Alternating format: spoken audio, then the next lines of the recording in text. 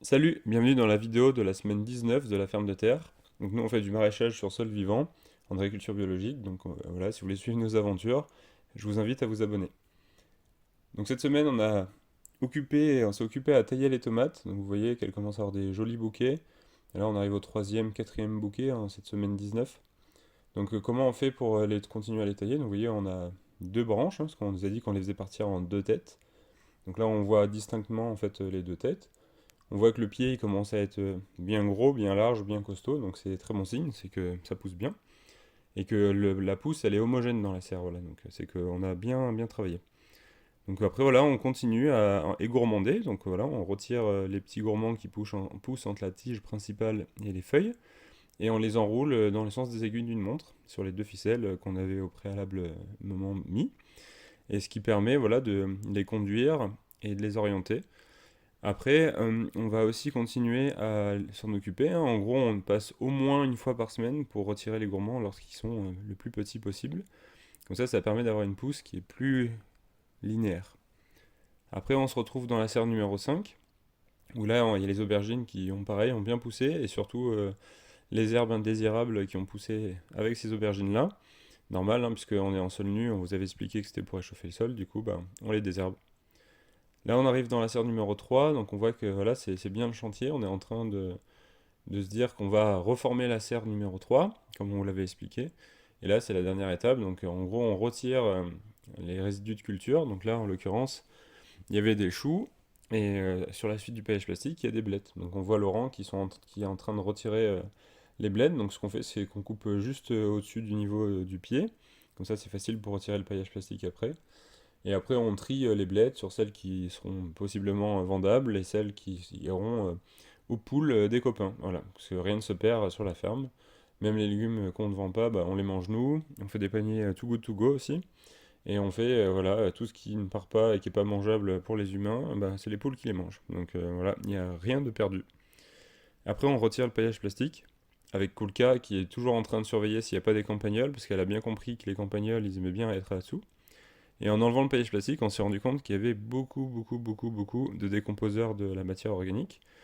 Donc là, je me suis dit que j'allais les filmer et on voit que voilà, c'est très actif. Donc ça permet de vous dire que voilà, souvent on a peur que sous le paillage plastique, il n'y ait pas beaucoup de vie.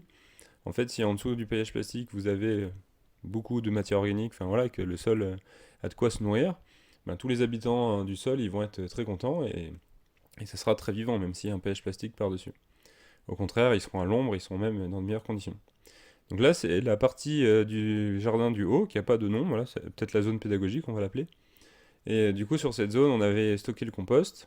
Et du coup, là, on a tout remélangé, on a remis du fumier, voilà, et on a mélangé le fumier au sol, parce qu'ici, on n'avait jamais restauré le sol encore.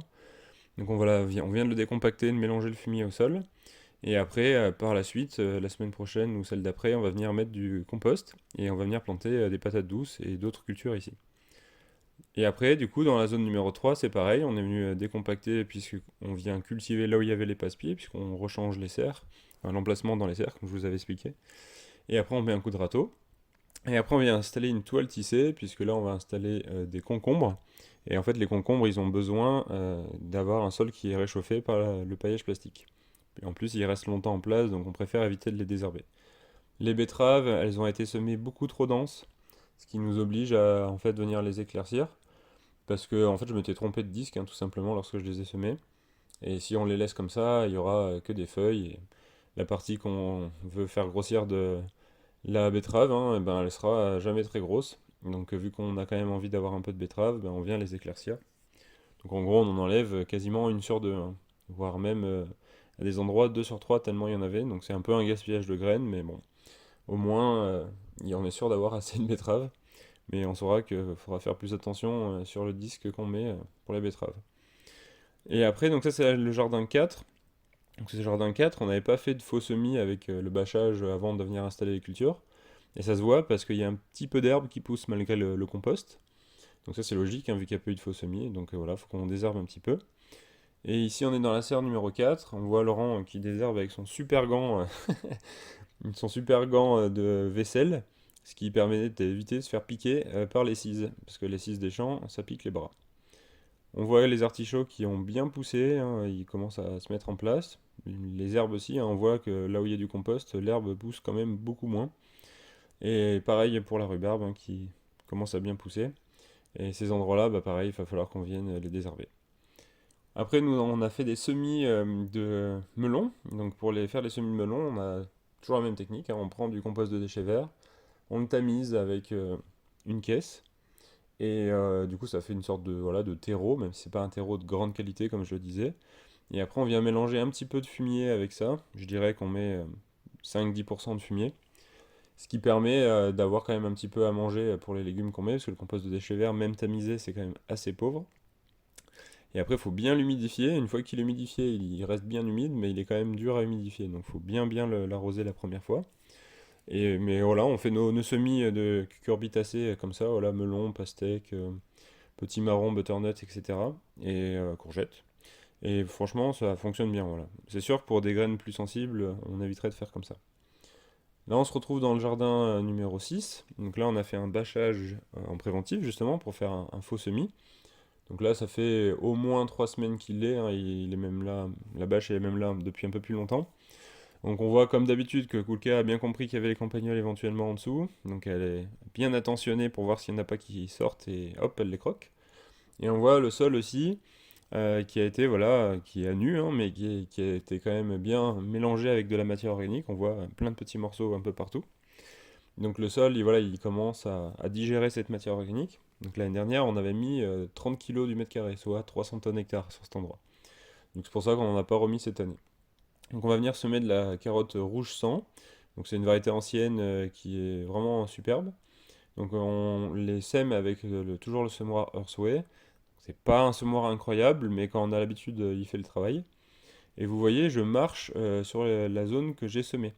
Alors on fait ça, ça permet de mieux mettre la graine en contact avec le sol, et ça permet de mieux garder l'humidité dans le sol. Donc par contre, faut pas tout piétiner, etc. Mais voilà, on voit que les graines de carottes, c'est des toutes petites graines, hein. Et du coup, si on les tasse pas après le semis, ça a tendance à moins bien lever. Du coup, moi, ma technique, c'est de marcher là où je sème. Alors, je marche pas partout. Et il faut faire attention à aller assez vite, voilà, un minimum d'une vitesse d'un homme qui marche. Et on va aussi semer de la carotte fine. C'est une autre variété, voilà, comme ça. On a des variétés anciennes et des variétés un peu plus classiques. Carotte fine, c'est une carotte orange très classique dans le monde du maraîchage. Et on les sème toujours avec le semoir Earthway. Donc voilà, on fait une planche de chaque. Donc voilà, même technique. Je sème et je marche. Et le fait d'aller un peu vite aussi, ça évite que le semoir il bourre dans les morceaux de compost qui peuvent éventuellement rester à la surface du sol. Et normalement, on aura très peu de désherbage puisqu'on a fait un faux semis. Donc on se retrouve avec les chou kale. Donc ouais, les chou kale, ils sont super magnifiques hein, pour du chou kale de printemps, on est très satisfait.